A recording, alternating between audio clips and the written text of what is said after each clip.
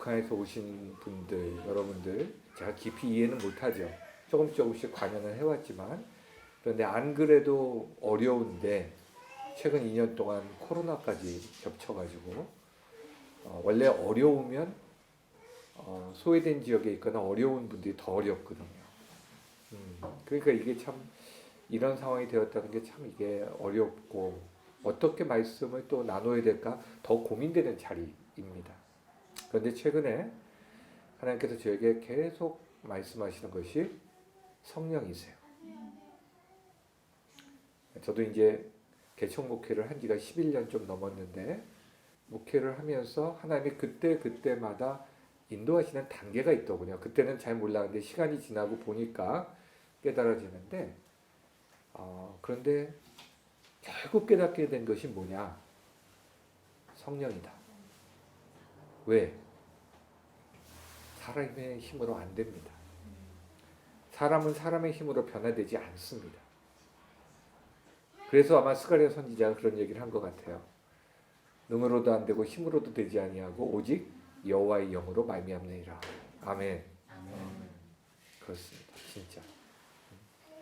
목회를 하다 보면 영혼의 돌보니까 답답한 마음이 있다가 참 많이 있습니다. 왜냐하면 조금 더 성장을 해주면 좋겠는데 저 영이 좀 깨어났으면 좋겠는데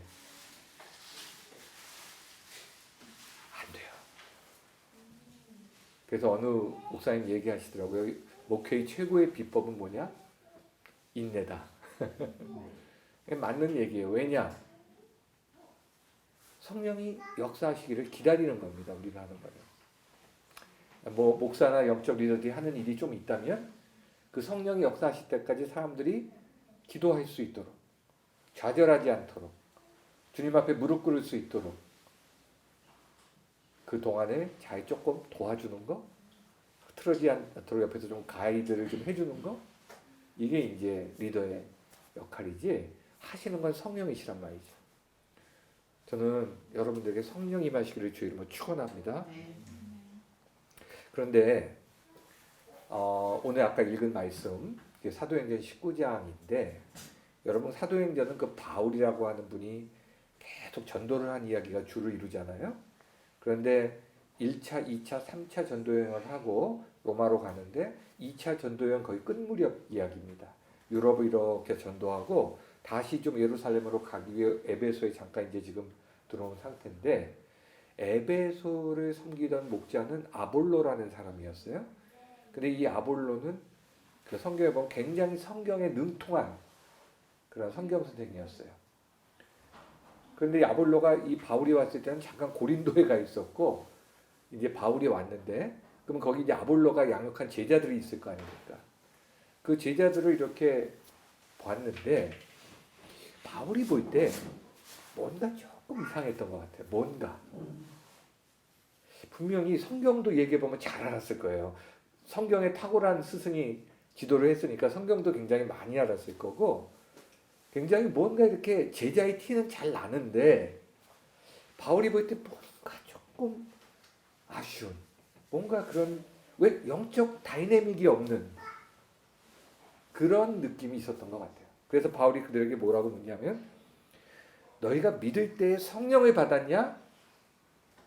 이렇게 묻습니다. 너희가 믿을 때에 성령을 받았냐? 그러니까 이 사람들이 뭐라고 하냐면 우리는 성령의 계심도 듣지도 못했다.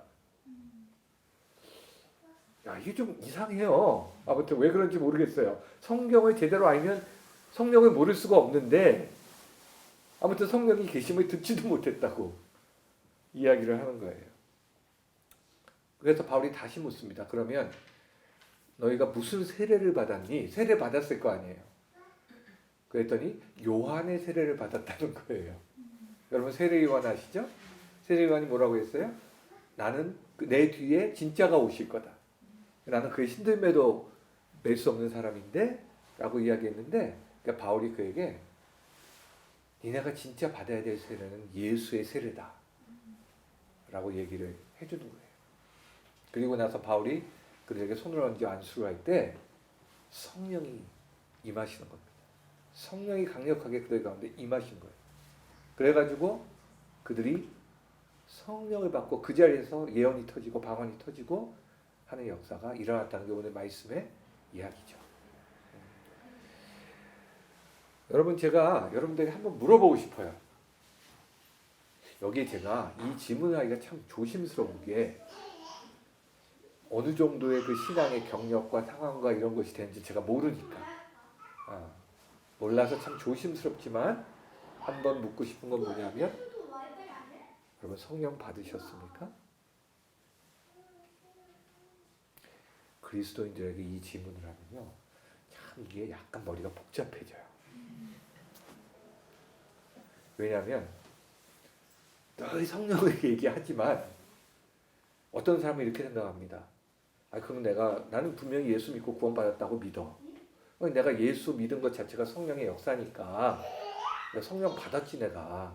이렇게 생각하는 사람이 있고, 어떤 사람은 그런데 내가 성령을 받았는데 왜 이렇게 내가 무기력하지? 왜 이렇게 능력이 없지? 왜 이렇게 죄와 싸울 힘도 없고 하나님의 일을 지속적으로 할 만한 힘도 없지? 그런 생각이 드는 거예요. 안 받았나? 이런 생각이 이제 드는 거죠. 여러분들 지금 제 얘기를 들으면서 속으로 어떤 생각을 하실지 아마 다양한 생각을 하실 것 같은데요. 제가 사실은 여러분들이 이런 우리 교회의 역사에서 이 성령에 대한 이야기가 굉장히 두 가지로 이렇게 나누어져서 많이 오랫동안 복잡한 관계가 있었어요. 무슨 얘기냐면, 아까 말한 대로 어떤 부류에서는 우리가 예수 만날 때 성령을 받은 것이기 때문에 뭐 또 성령의 세례를 또 받는다 뭔다 이런 얘기 할 필요는 없다, 이렇게 얘기하는 쪽이 있고, 한쪽은 물론 예수 믿을 때 우리가 성령을 받은 것은 맞지만, 그러나 다시 한번 성령의 부어짐이 있어야 그 사람이 능력 있는 하나님의 사람으로 살아갈 수가 있고, 죄도 이기고 세상도 이기는, 또 하나님의 나라를 세워가는 일을 할 수 있는 사람이 된다. 이 두 가지가 서로 조금 대립했어요. 여러분은 어떤 쪽이 맞는 것 같으세요? 자기가 자라온 배워온 교파나 여러 가지 영향이 있을 수 있습니다. 그런데 우리가 성경에서 생각해 볼 필요가 있어요. 뭐든지 이런 문제가 나오면 성경에서 뭐라고 말씀하시는가 우리가 한번 생각해 볼 필요가 있죠. 특별히 제자들의 모습을 우리가 한번 좀 생각해 볼 필요가 있습니다. 왜냐하면 제자들은 예수님을 만나고 3년 동안이나 예수님의 모든 것을 버리고 쫓은 사람들이잖아요. 배도 버리고 부친도 버리고 예수님이 쫓았던 사람들인데, 근데 우리가 성경에 보면 제자들이 좀 못난 모습들이 많이 나오죠. 그렇게 예수님이 쫓아다니면서도 서로 누가 크네 하고 싸우고 시기하고 질투하고 또 예수님 말씀 맨날 못 알아듣고, 자, 그런 모습이 있는가 하면, 또 예수님이 그들을 처음 전도 여행을 보낼 때 막 가가지고 갑자기 막 예수님의 이름으로 귀신을 쫓고 막 능력이 임하고 그런 역사가 또 나타난단 말이에요. 그 사람들을 통해서. 되게 좀 약간 아이러니한 그런 모습이 이렇게 나타난단 말이죠. 그런데 우리가 생각을 해야 될 것이 뭐냐면은, 이 제자들이 정말 가장 이 제자들의 문제는 뭐냐면은 자기가 어떤 상태인지 잘 몰랐다는 거예요. 자기가. 그래서 베드로가 그러잖아요. 베드로가 왔다 갔다 해요. 예수님이 가이사랴 빌립보에서 너희는 나를 누구라고 하느냐 그러니까 주는 그리스도시요 살아계신 하나님의 아들이시냐고 대답을 너무 잘해요. 그러니까 예수님이 깜짝 놀라서 이것을 알게 한 이는 하늘에 계신 우리 아버지다 그러면서 얘기를 잘했는데, 예수님이 그래서 이제 좀 됐겠다 싶어서 십자가 얘기를 딱 하시니까 이게 무슨 말씀이십니까? 이런 일이 주께 미치지 아니할 겁니다 하고 또 예수님을 낚아채요. 그러니까 예수님이 그러시죠. 사단아 내지로 물러가라. 너는 나를 넘어지게 하는 자로다. 이게 도대체 무슨 얘기인가? 여러분, 베드로는 분명히 주님을 만난 사람이에요. 그렇죠? 제자들은 주님을 만난 사람이에요. 그러니까 예수님께 따를 수 있었죠. 그런데 문제는 성령이 항상 그 가운데 내주하시는 사람이 못했던 거예요. 성령이 항상 그 안에 충만한 상태가 못했던 거예요. 그러다 보니까 때를 따라 생각이 왔다 갔다 하는 거예요. 성령이 그를 온전히 이끌어 가시지를 못하니까 어떨 때는 옳은 대답을 했다가 십자가 얘기 나면 아우 난 그건 못하겠다고 돌아섰다가 왔다 갔다 하는 거예요. 그래서 막 큰 소리 치요. 자기를 잘 모르니까 내가 죽을지언정 주를 떠나지 않겠습니다라고 큰 소리 쳤는데 여종 앞에서 3번이나 벌벌 떨면서 나는 그 사람 모른다 부인하죠. 여러분 이렇게 그 보고 있으면 측은하잖아요. 좀 측은해. 솔직히 베드로를 보고 있다 보면은 좀 측은하고 솔직히 내 모습 같을 때가 많지 않으세요? 하루에도 12번씩 생각이 바뀌기도 해요. 오늘은 내가 주님을 위해서 참 주님을 참 살아야지 하다가도 조금만 또 하면 아우 생각이 또 뒤집어지고. 왜 그럴까요? 성령 충만하지 못해서 그런 거예요. 성령이 온전히 그 안에 내주하시는 상태가 되지 못했기 때문에 자기도 어쩔 수 없이 그런 측은한 상태가 되어버린 거라는 거죠. 여러분 그래서 정말 우리에게 필요한 것은 뭐냐면은 성령이 임하시는 겁니다. 성령이 충만하게 여러분들 가운데 임하시는 거예요. 그런데 성령은 어떤 사람에게 임하느냐가 중요하겠죠. 이게 마음대로 되면 참 좋은데 이게 어렵습니다. 성령이 마음대로 되면 이건 좀 약간 불경스러운 얘기죠. 성령 하나님 어떻게 내 마음대로 하겠습니까만은 성령님 우리가 원할 때 임하시고 원하는 곳에서 임하시면은 문제될 게 아무것도 없겠는데 그럴 수가 없어요. 성경에서 보면 제자들이 결국은 어떻게 했습니까? 실패하죠. 다 갈릴리로 가버리죠. 다시 옛 직업으로 되돌아 가버렸죠. 그런데 그때 예수님께서 나타나셨죠. 그리고 뭐 하셨죠? 40일 동안 그들과 함께 하셨다고 성경에 되어 있습니다. 무엇을 하셨는지 구체적으로 나와 있지는 않지만 제 생각에는 40일 특별 수련회를 하신 것 같아요. 이제 제자들에게 40일 동안 정말 지난 3년 동안 한 것과는 또 차원이 다른 부활하신 예수님께서 그들에게 정말 너희가 앞으로 나아갈 그 믿음을 준비시키시는 일을 하셨던 것 같아요. 그리고 마지막 날 이렇게 말씀하십니다. 오직 성령이 너희에게 임하시면 너희가 권능을 받고 예루살렘과 온 유다와 사마리아 땅끝까지 이르러 내 증인이 되라. 그러므로 너희는 아버지의 약속하신 것을 기다리라고 하십니다. 아버지의 약속하신 것을 기다리라. 아버지의 약속하신 것이 뭡니까? 성령이시죠. 성령을 기다려라. 기다리는 것은 쉽지 않아요, 물론. 우리가 인생에서 제일 어려운 게 기다리는 거 아닙니까? 그렇지만 아버지께서 약속하신 거니까. 그냥 하나님 예수님은 그냥 막연하게 기다리라고 하지 않으세요. 그냥 기다려. 잘 모르겠다 하여튼 기다려. 그렇게 얘기하지 않으시고 아버지께서 약속하신 것을 기다려라. 그러니까 확실한 거죠. 그래서 제자들과 120명의 성도들은 마가의 다락방에서 무릎을 꿇었던 겁니다. 그 성령을 기다리면서. 그리고 어떻게 됐죠? 사도행전 2장에 보면 마침내 성령께서 그들 가운데 강력하게 임하셨죠. 어떻게 됩니까? 완전히 변합니다. 완전히 변합니다. 여러분, 양육과 교육 중요합니다. 저는 양육과 교육을 이렇게 비유하고 싶어요. 장작을 구비하는 거다. 불을 붙이기 전에 장작을 구비하는 거다. 그러니까 우리가 장작을 많이 잘 준비하면 불이 붙을 때 어떻겠습니까? 확 붙겠죠.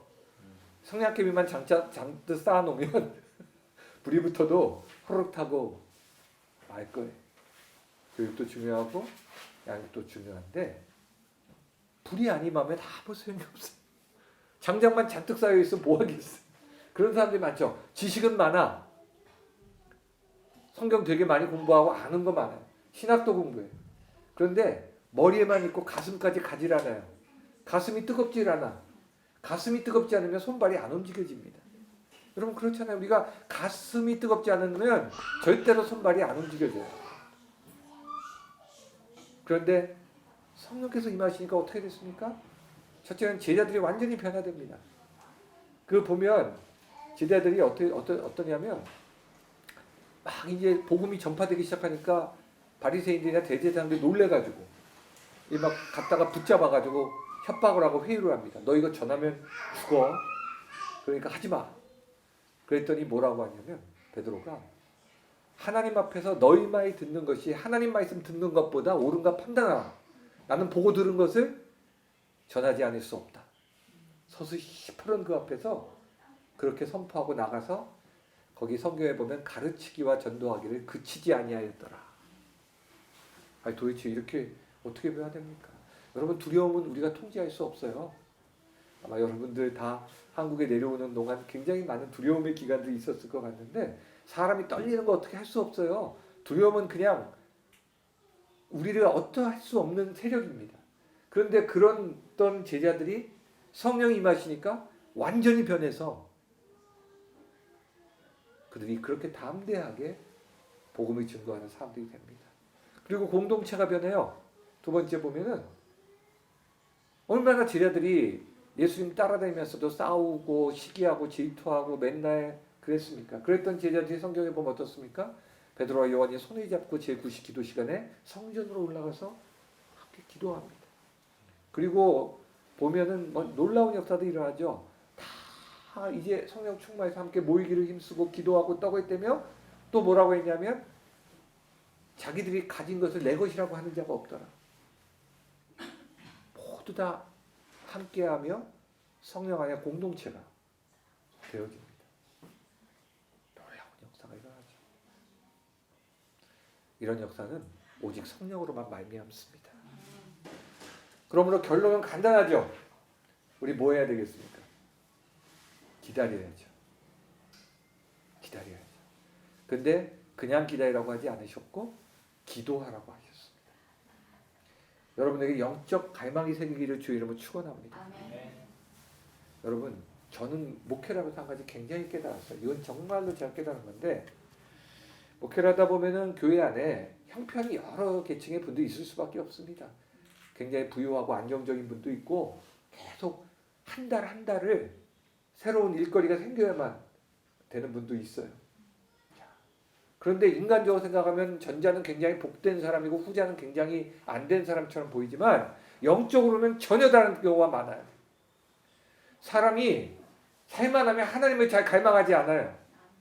살만 하면 영적 갈망이 없어요. 가난하고 힘들고 어려운 게 인간적으로는 불행해 보일지 모르나 병들고 몸이 아픈 게 인간적으로 불행해 보일지 모르나 신기하게도 하나님은 그런 사람들의 친구가 되시는 경우가 많습니다. 영혼의 갈망이 있기 때문에 하나님을 바라보기 때문에 여러분 세상에서 제일 불행한 것은 하나님을 갈망하지 않을 만큼 편안한 거예요. 하나님을 갈망하지 않을 만큼 풍요로운 거예요. 하나님을 갈망하지 않아도 될 만큼 부족함이 없는 거예요. 그게 세상에서 제일 행복이라는 불행을 맞은 거예요. 여러분들 힘들고 어렵겠지만 그 가운데 하나님을 여러분이 만약에 갈망할 수 있다면 성령을 갈망할 수 있다면 여러분 안에 성령이 충만할 수 있다면 결단코 여러분이 더 복받은 사람인 줄 믿습니다. 그건 진짜예요. 듣기 좋으라고 하는 말이 아니에요.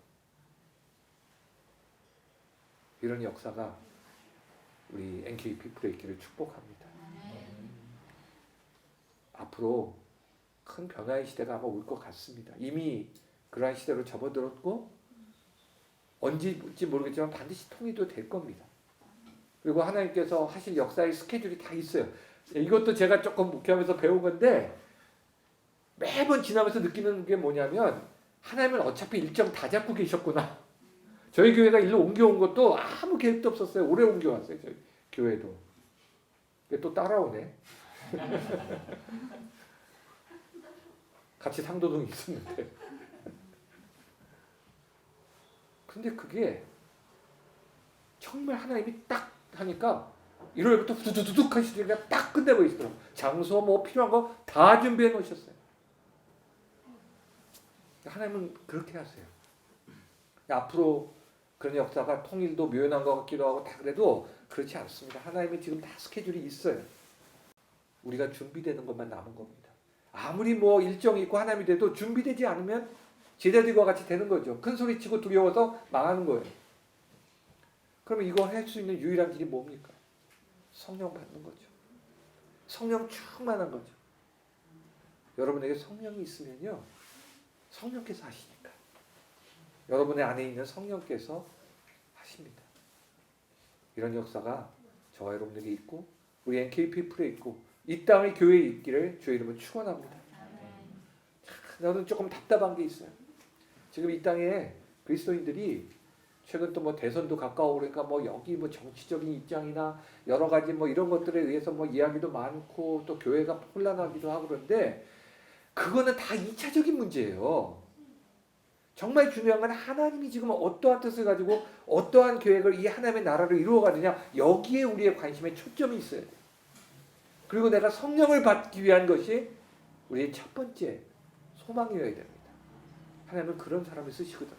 그런 교회를 쓰시거든요. 그런 선교단체를 쓰시거든요. 이런 역사가 우리에게 임하기를 주의 이름으로 축원합니다.